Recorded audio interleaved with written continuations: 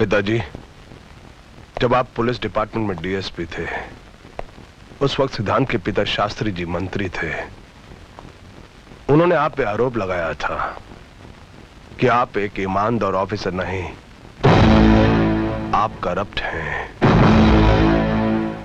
आप रिश्वत लेते हैं। वो आपको नौकरी से निकाल देना चाहते थे, लेकिन उससे पहले ही बदनामी के डर से आपने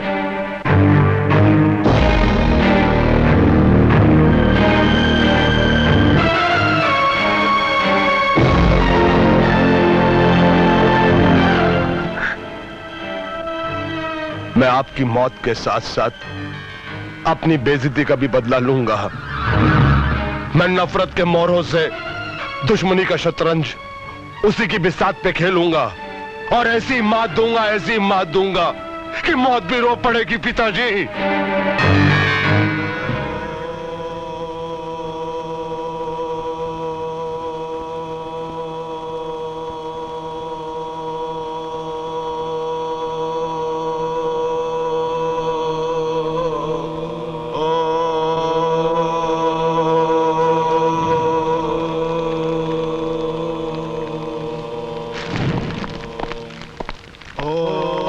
नमस्ते स्वामी जी, आप तो सब जानते हैं, अब बताइए मैं क्या करूं? जब पूजा से बात नहीं बनती तो यज्ञ किया जाता है, और याद रखो यज्ञ की अग्नि में बहुत कुछ भस्म कर देना पड़ता है। हाँ, मैं इसके लिए तैयार हूं, लेकिन आगे भी तो बताइए कि मैं क्या करूं? आदमी के पास जिस प्रकार का अस्त्र शस्त्र हो उसी प्रकार का युद्ध लड़ना चाहिए, तभी उसको सफलता मिलती है।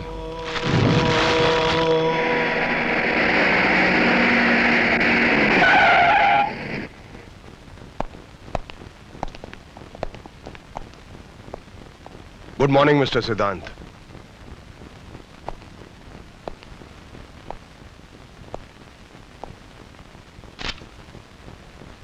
जिनकी आत्मा पर बोझ होता है, कभी कभी उनकी जबान साथ नहीं देती। शायद इसीलिए तुम अपना बयान लिख कर लाए हो। यह मेरा बयान नहीं, रेजिग्नेशन लेटर है, त्याग पत्र। अब मैं इस वर्दी के पिंजरे से आजाद हो चुका हूं। ना तुम मेरे सीनियर और ना मैं तुम्हारा जूनियर। अब मुझसे सवाल करने के लिए तुम्हें अदालत के दरवाजे खटखटाने होंगे। जब तक मैं तुमसे तुम्हारे सारे गुनाह ना कबूल करवा लूं, मैं तुम्हारा रेजिग्नेशन लेटर एक्सेप्ट नहीं करूंगा। फॉर योर काइंड इंफॉर्मेशन, मेरा रेजिग्नेशन लेटर कमिश्नर साहब एक्सेप्ट कर चुके हैं। ये तो उसकी ज़ेरॉक्स कॉपी है, और वैसे भी लोग तुम्हें कानून की ज़ेरॉक्स कॉपी ही समझते हैं, इसलिए तुम ज़ेरॉक्स कॉपी के ही लायक हो। कमिश्नर साहब को पता है कि इस वक्त मैं तुमसे मिलने आया हूं। हद से बाहर मत निकलो, वरना कानून के शिकंजे में फंस जाओगे।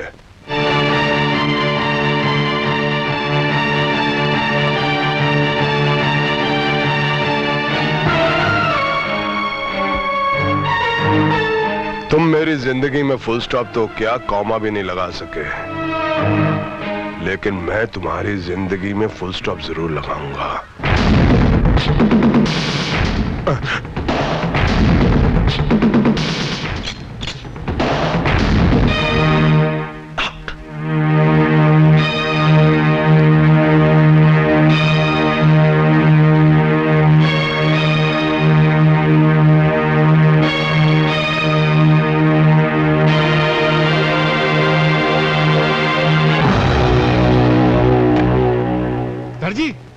सर जी वाह, बाप बेटी दोनों यही है। बड़ी जबरदस्त खुशखबरी लाया हूँ। आपने कहा था ना बहना के लोग अच्छे से रिश्ता लेकर आओ, तो मैं रिश्ता लेकर आया हूँ। अरे वाह, फिर वही रिश्ता। अरे तू क्या आते जाते मेरे पैर पे मार के तोड़ती, तेरे को कोई और मिलता नहीं क्या? ये तो मेरा है। आपके पास कहाँ से आया? पता नहीं, हाथ लगाया तो शायद हाथ में आ गया होगा। दीजिए। ये लो, जाओ। सर, बड़ा अच्छा रिश्ता लाया हूँ। वो बहुत बड़े लोग हैं। कमल रॉय कंपनी है ट्रांसपोर्ट की, हिंदुस्तान में उनके 50 ऑफिस है, 400 ट्रक हैं, 1200 करोड़ के मालिक, बहुत नाम वाले लोग हैं। ईमानदार हैं। ईमानदार? वो तो मैंने पूछा नहीं, वो आप आए तो पूछ लेना। मगर मुझे लगता नहीं कि ये रिश्ता हो सकेगा। क्यों?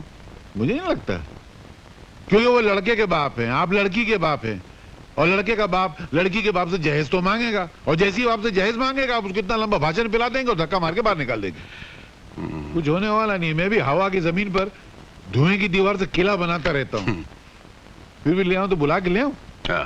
अच्छा रहेगा, बात हो जाएगा, फ्लॉप तो होने वाली है।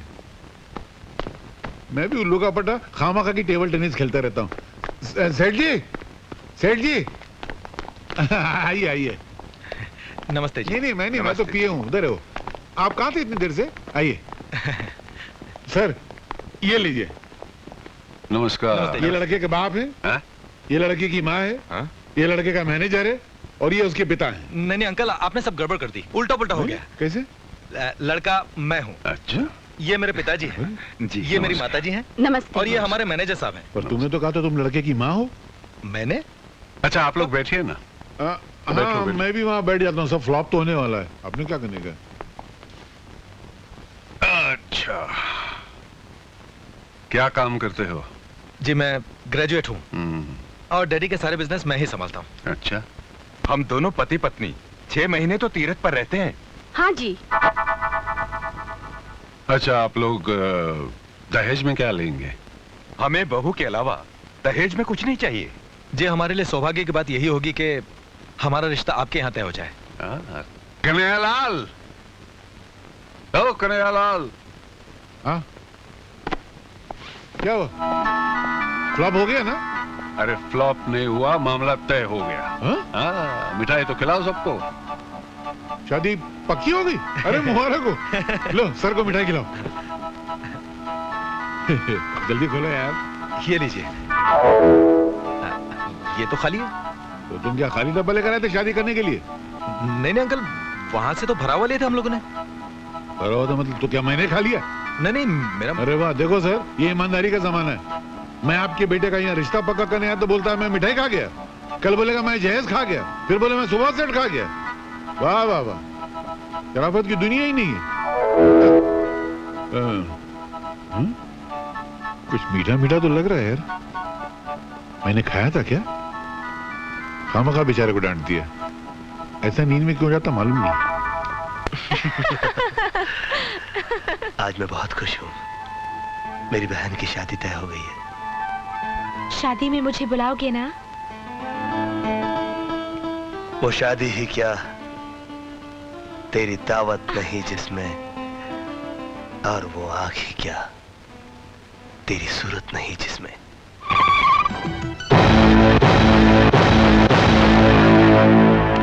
बाबूजान, वो लड़की जो उस दिन हमारे चुंगल से बचकर भाग गई थी, पूजा, वो मेरे भैया के कब्जे में है, और वो उससे प्यार भी करने लगे हैं। फिर वो मुझे जरूर पहचान लेगी, और मैं उससे बच नहीं पाऊंगा, और भैया तो मुझे जान से मार डालेंगे। तुम कुछ करो बाबूजान, तुम उसे जान से मार डालो, उसे मार डालो बाबूजान, वरना मैं मर जाऊंगा। बाबूजान। जेनी, ये बंद करो और मेरी बात सुनो। तुम उसे मरवा दो, वरना भैया मेरे टुकड़े टुकड़े कर देंगे, मेरे टुकड़े टुकड़े कर देंगे।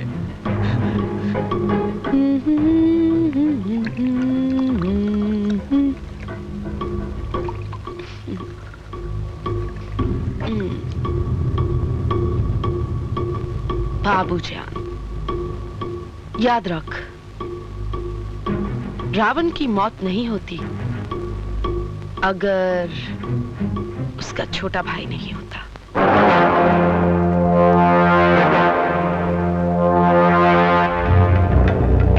पूजा कहाँ है? हाँ, मैं जानता हूँ, भैया ने उसे कहाँ रखा है।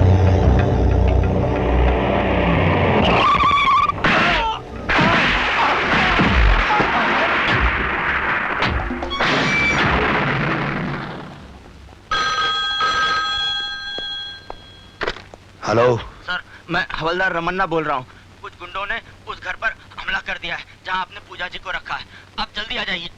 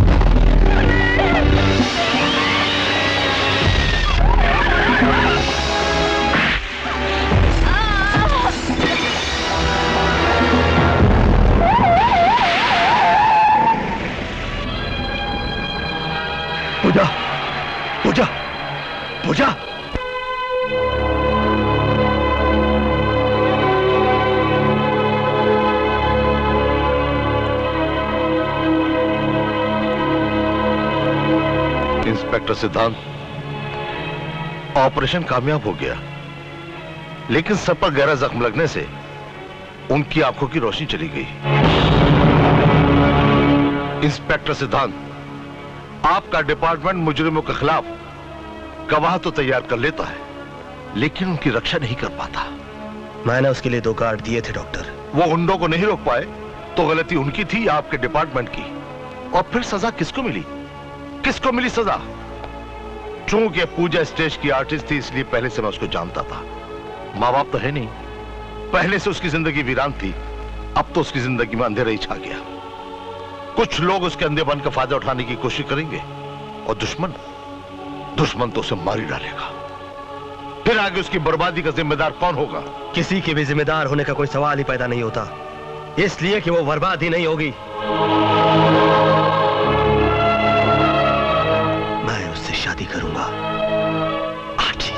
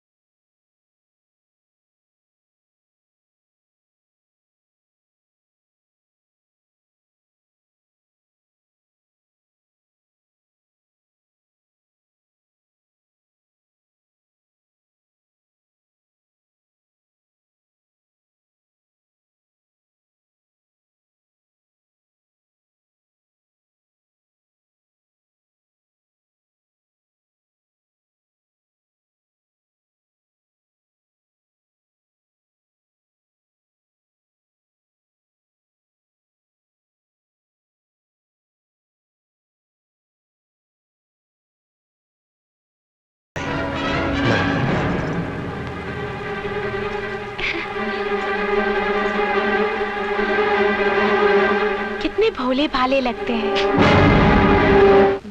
एक थोड़ी, पहले 6 आना चाहिए। एक गया। अरे सुनो, हाँ?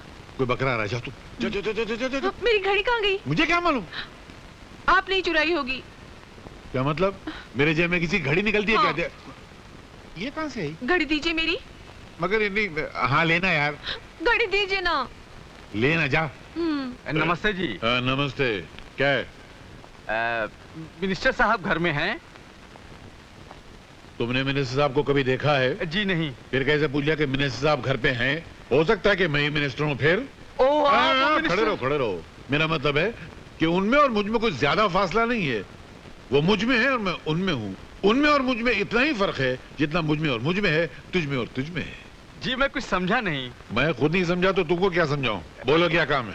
सर, हाँ? मेरी एक लड़की है। मेरा शादी करने का कोई इरादा नहीं है। मैं शादी की नहीं। हाँ? मैं उसका एडमिशन मेडिकल कॉलेज में करवाना चाहता था। मेडिकल कॉलेज में? जी। आपको मालूम है मेडिकल कॉलेज की सीट कितनी महंगी है? एक लड़का 105% लेके पास हुआ था। 105? हाँ, 100 लिखाई के, 5 सफाई के। सफाई के? अरे कुछ लिखा ही नहीं था तो सफाई नहीं हुई यार। तो उसने 5 लाख रुपया भरा तब जाकर उसको सीट मिली। तुम्हारे पास 5 लाख रुपया, अभी सीट दिलाता हूँ। सर, 5 लाख रुपए तो मैंने कभी सपने में भी नहीं देखे। सपने में भी नहीं देखे? भिखारी लगता है। चलो, मेरे दिल में रहम है, मैं तुम पर रहम खाता हूँ। 1 लाख रुपया तो सीट दिला देता हूँ। सर, मैं जिस मोहल्ले में रहता हूँ ना, वहाँ के तमाम मकान बेच दिए जाएं। उन मकान में रहने वालों के सारे कपड़े, लत्ते, बर्तन सारे बेच दिए जाएं। उन लोगों को भी बेच दिया जाए तो भी 1 लाख रुपया इकट्ठा नहीं हो पाएगा। अनाथ आश्रम में रहता है क्या बे? अबे 50,000 दे सकता है कि नहीं? सर, 40 साल हो गए मुझे नौकरी करते करते। अब तक मेरे प्रोविडेंट फंड में 50,000 नहीं जमा हो पाए। साला, अबे 5,000 देगा? मेरी औकात नहीं है। 500 रुपया देगा? तनख्वाह नहीं है मेरी। अबे तो तेरी औकात कितनी है? 5 रुपए की। हा?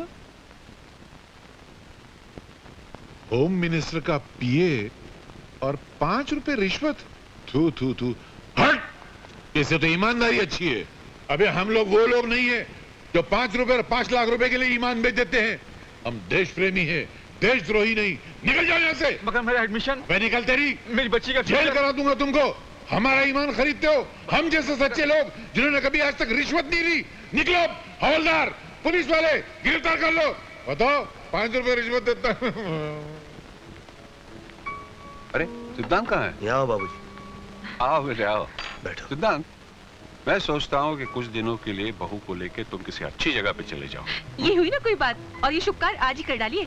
क्यों भैया, कुछ बोलते ही नहीं है। कैसे बोलेगा? ये तेरी तरह बेवकूफ नहीं है। ये जानता है कि इलेक्शन के हंगामे शुरू हो गए हैं। बाबूजी इलेक्शन में खड़े हैं, कितना काम है यहाँ पर। क्या नंदू, बराबर है ना? इतना काम है तो छोड़ दीजिए बाबूजी, इन्हें काम करने दीजिए। अरे मेरे इलेक्शन की चिंता तुम क्यों कर रहे हो? मैं देख लूंगा। और वैसे भी तुम सरकारी अफसर हो, तुमसे एक वोट से ज्यादा फायदा नहीं होने वाला। बहू एक से एक कई सदमों से गुजरी है। जरा बाहर जाएगी तो उसका दिल भी बहल जाएगा। और तुम ये क्यों नहीं सोचते, नई नई दुल्हन के कुछ अरमान भी तो होते हैं। हाँ, और उन्हें पूरा करना ये भी तुम्हारी ड्यूटी है। हाँ ठीक है।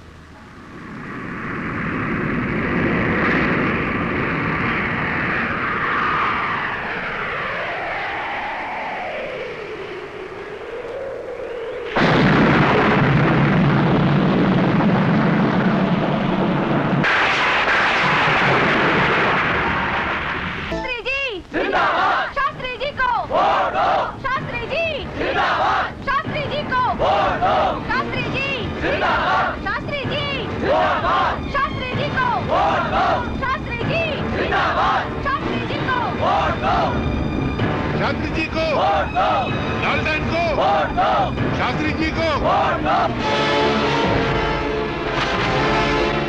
आदर्श वर्धन को वोट दो, आदर्श वर्धन जिंदाबाद, आदर्श वर्धन को वोट दो, आदर्श वर्धन जिंदाबाद, शास्त्री जी को वोट दो, लालटेन को वोट दो, आदर्श वर्धन को वोट दो।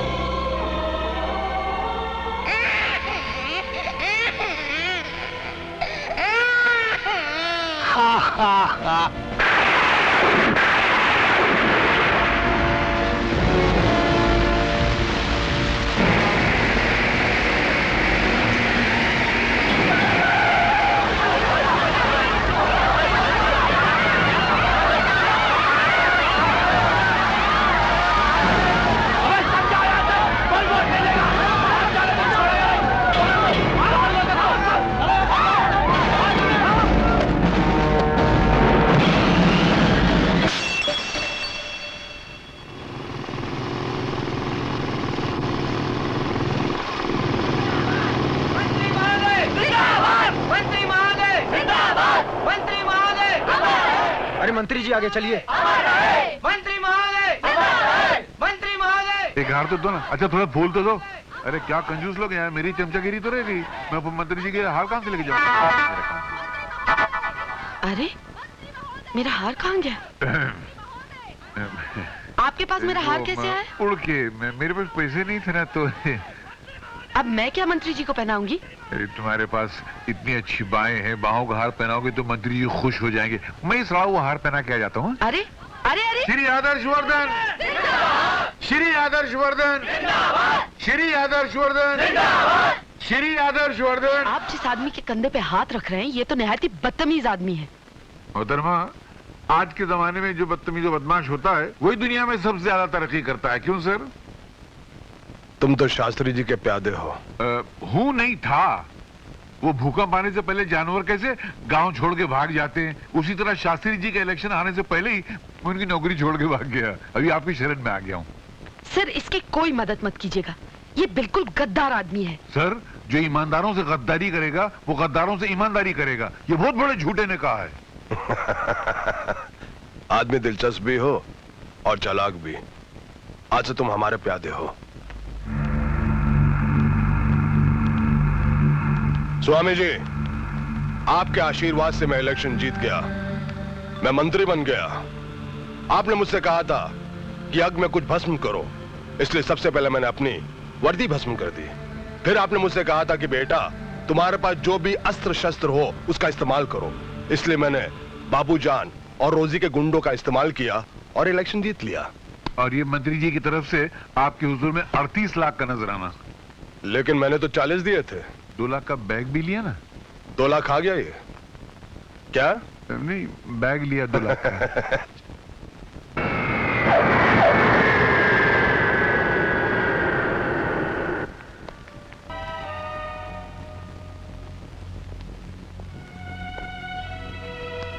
अरे सिद्धांत आ गए? चिन्ह में खड़े हो सकेंगे। नारायण नारायण नारायण, आपने बिल्कुल सच कहा। इन्होंने भी इलेक्शन जीतने के लिए गुंडागर्दी की, बम मारे, बूथ कैप्चरिंग की, पता नहीं क्या क्या कर डाला इन्होंने। आप ये मत समझना कि मैं आपके जख्मों पर नमक छिड़कने के लिए आया हूं। आप मेरे पुराने मालिक हैं और आप ही की कुर्सी मुझे मिली है। मैं तो यहां पर सिर्फ आपका आशीर्वाद लेने आया हूं।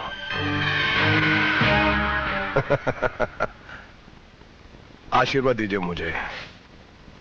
नहीं देना? कोई बात नहीं, वो क्या कि मैं जरा जल्दी में हूं, मीटिंग का वक्त हो गया है। आइए। आप चलिए, मैं 2 मिनट में आता हूँ। क्या मेरे पुराने मालिक है ना, मैं भी जरा आशीर्वाद लेकर आता हूँ। जल्दी आ जाना। बस अभी आए। मालिक, मुझे एक आशीर्वाद दीजिए। ये जो मेरा नया मालिक है ना, ये जितना कमीना है, जितना 420 है, जितना बेईमान है, जितना खबीस है, उससे ज्यादा हो जाए, ताकि इसके घर में दौलत की गंगा बह कर आए, उस गंगा में थोड़ा सा नहा लूं। मुझे अभी तो कुछ मिला नहीं है, एक मरे आदमी की टोपी मिली है खाली। ये आशीर्वाद तो आपको देना पड़ेगा। आशीर्वाद दीजिए ना, दीजिए ना, दीजिए ना। तुमने मुझे सब इंस्पेक्टर की वर्दी में देखा था, आज इस हाल में देख रहे हो। क्या ख्याल है तुम्हारा? लोग कहते हैं इस देश में सोने की चिड़िया रहती थी। उस चिड़िया के पर किस किसने नोचे और उसे मार डाला, ये तो मैं नहीं जानता। हाँ, मगर मैं इतना जरूर जानता हूं, वो सब के सब तुम्हारी तरह स्वार्थी और नीच होंगे। इंस्पेक्टर, जब से नेता बना हूं, गालियां और तालियां दोनों का बहुत मजा आ रहा है। और वैसे भी मैं तुमसे नाराज नहीं हो सकता, क्योंकि तुम्हारी वजह से मुझे नौकरी छोड़नी पड़ी और आज मैं मिनिस्टर हूं। इंस्पेक्टर, तुम्हारा श्राप मेरे लिए वरदान बन गया। मेरा श्राप हमेशा तुम्हारे लिए श्राप रहेगा। चोला और कुर्सी बदल जाने से आदमी की जन्म कुंडली नहीं बदलती। और एक बात याद रख लो कि चोले और कुर्सी के साथ साथ अगर तुमने अपना बर्ताव नहीं बदला, तो जो खेल मैंने तुम्हारे साथ बंद कमरे में खेला था, वो मुझे सरेआम खेलना पड़ेगा। वो खेल तुम बंद कमरे में इसलिए खेल सके इंस्पेक्टर, क्योंकि तुम्हारे सर पर तुम्हारे बाप का साया था और उस वक्त तुम्हारा बाप होम मिनिस्टर था। लेकिन अब मिस्टर आदर्शवर्धन, सिपाही को किसी साए की जरूरत नहीं होती। वो चलचलाती धूप में भी अपने दुश्मन पर टूट पड़ते हैं। बहुत गुर्रा रहा है, लेकिन याद रख इंस्पेक्टर, एक दिन मैं तुम्हें अपने पीछे पीछे कुत्ते की तरह दुम हिलाने पे मजबूर कर दूंगा।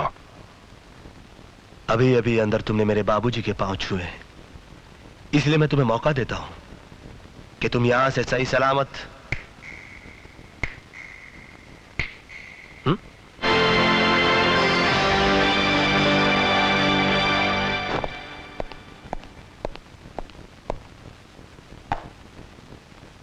मिस्टर सिद्धांत, आजकल हर मिनिस्टर की सिक्योरिटी पर सरकार बहुत ध्यान दे रही है। एक नए मंत्री जी ने अपने बॉडीगार्ड के लिए तुम्हारा नाम दिया, जिसे हमें मानना ही पड़ा। कल से तुम उनके बॉडीगार्ड रहोगे। वो मंत्री हैं श्री आदर्श वर्धन। लेकिन याद रख इंस्पेक्टर, एक दिन मैं तुम्हें अपने पीछे पीछे कुत्ते की तरह दुम हिलाने पे मजबूर कर दूंगा। सर, ये मुझसे नहीं होगा। मैं अपनी नौकरी से इस्तीफा देने के लिए तैयार हूं।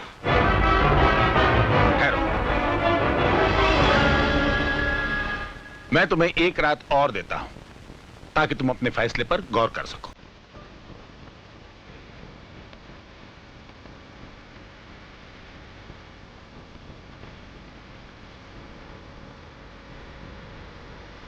सिद्धांत,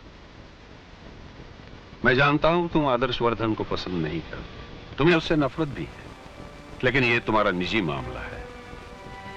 एक इंस्पेक्टर होने के नाते इन सब बातों से ऊपर उठकर तुम्हें सोचना होगा। देखो बेटे, ड्यूटी एक ऐसी चीज है जो कभी कभी रोते हुए भी निभानी पड़ती है।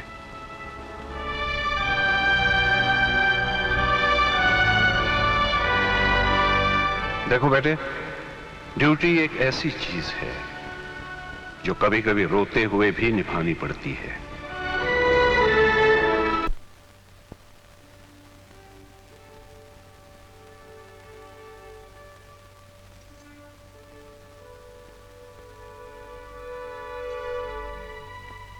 पूजा, मैंने एक फैसला कर लिया है। आप सो रहे थे या सो? किसी ने जिस जूते का इस्तेमाल किया हो और उसी जूते को किसी दिन सलाम करना पड़े, जरा सोचो कितनी तकलीफ होती होगी। जूते तो हमेशा ही तकलीफ देते हैं। नए नए हो तो काटते हैं, पुराने हो तो फट जाते हैं। अभी भी बहुत दमखम है तुम में, इसलिए मैंने तुम्हें सिलेक्ट किया। वरना लोग तो मुझसे कह रहे थे कि अपनी सेफ्टी के लिए कुछ कुत्ते रख लो, लेकिन मैंने सोचा उनसे अच्छे तो तुम हो।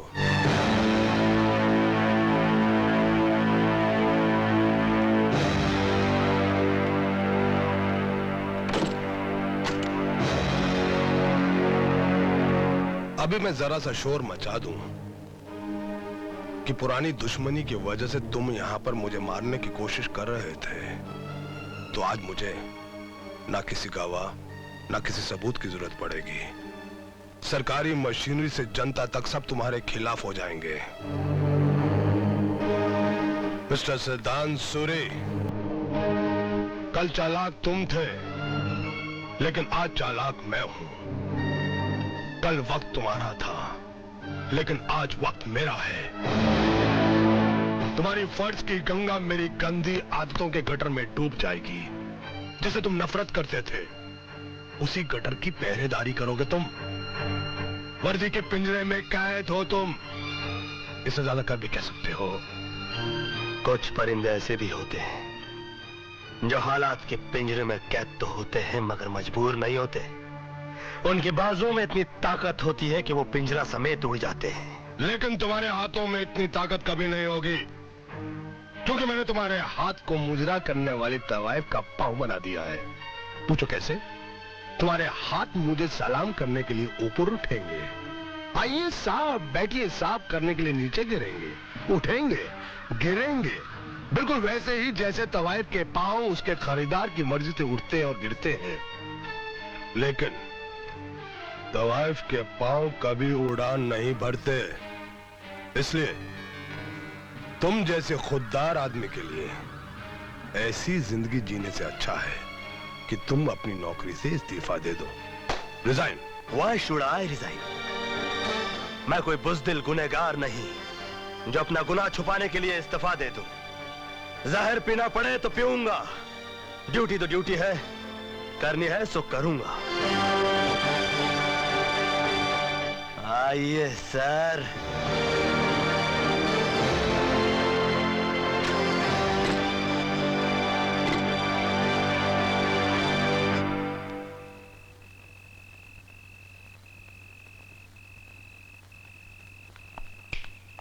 तुम यहीं ठहरो। ये आलीशान बंगला मुझे सरकार ने दिया है। आज से तुम्हारी ड्यूटी शुरू। खड़े रहो वहीं दरवाजे पर।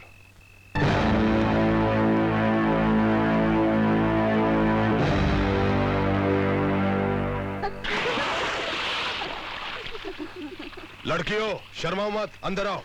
कन्हैया कल का प्रोग्राम बताओ। 10 बजे दलाल राय से मीटिंग है जो आपको 10 लाख रुपया देने वाले हैं। उनको गारमेंट फैक्ट्री खोलना है।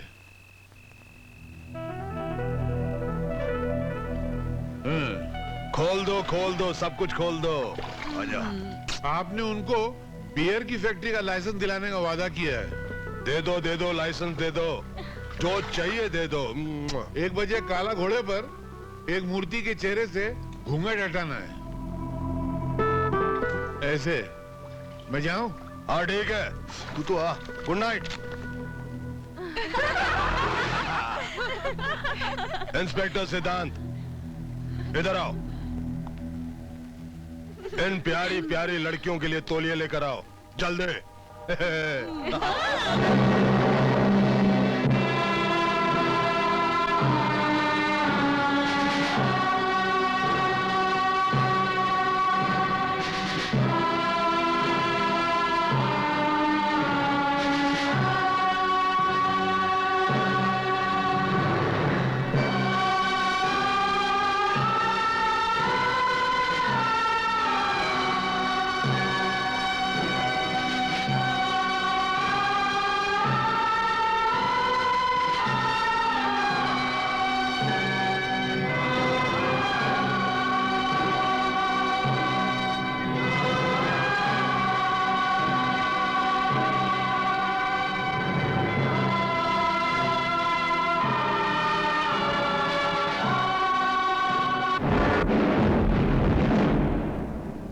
बुरा तो नहीं लग रहा है ना? नहीं। क्यों?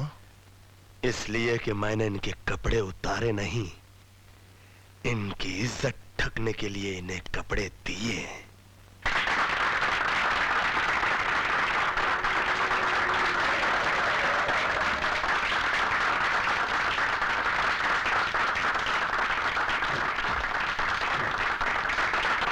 नमस्ते।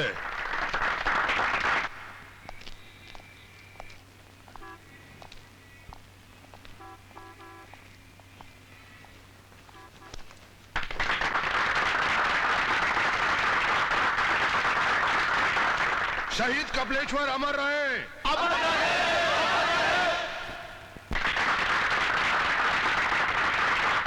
मेरे प्यारे दोस्तों, मैं शहीद कपिलेश्वर को तब से जानता हूं जब वो सिर्फ कपाली था।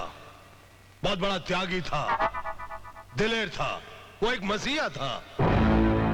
लेकिन अफसोस उनका अंजाम भी वही हुआ जो बहुत सारे देश प्रेमियों का हुआ है। पुलिस कस्टडी में उसकी हत्या कर दी गई। हमारे यहां की पुलिस दिन ब दिन नाकामी और बेईमान होती जा रही है। इसलिए मैं पुलिस की नौकरी से इस्तीफा देकर राजनीति में आया हूं, ताकि वर्दी पहनकर जो लोग हमारी गरीब जनता पर जुल्म कर रहे हैं, मैं उनका पर्दाफाश कर सकूं, उन्हें सजा दिलवा सकूं, उनकी धज्जियां उड़ा सकूं।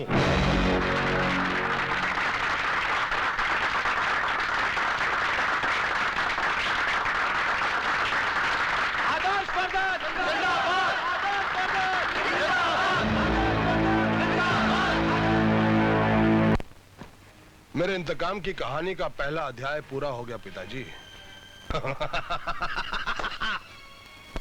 लेकिन पिताजी, अंजाम ये नहीं है। अंजाम ये है कि जिस तरह गांव वाले फसल काटते हैं, उसी तरह से मैं इंस्पेक्टर सिद्धांत के खानदान और नस्ल को काट दूंगा। इंस्पेक्टर सिद्धांत, एक मिनट। आपके लिए बहुत बड़ी खुशखबरी है। मुबारक हो, आप बाप बनने वाले हैं। थैंक यू डॉक्टर साहब, थैंक यू वेरी मच।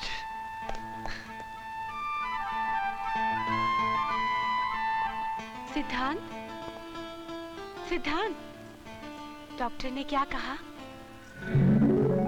अरे ये भूल किस लिए? सोचो क्या कहा होगा। पता नहीं, बताओ ना। देखो मेरा ये दिल कितनी जोर जोर से धड़क रहा है। हाँ? सोचो क्या कहा होगा। पता नहीं, बताओ ना डॉक्टर ने क्या कहा। तुम सोच के बताओ ना। मालूम नहीं, बताओ ना। मैं जो हूं ना, हाँ?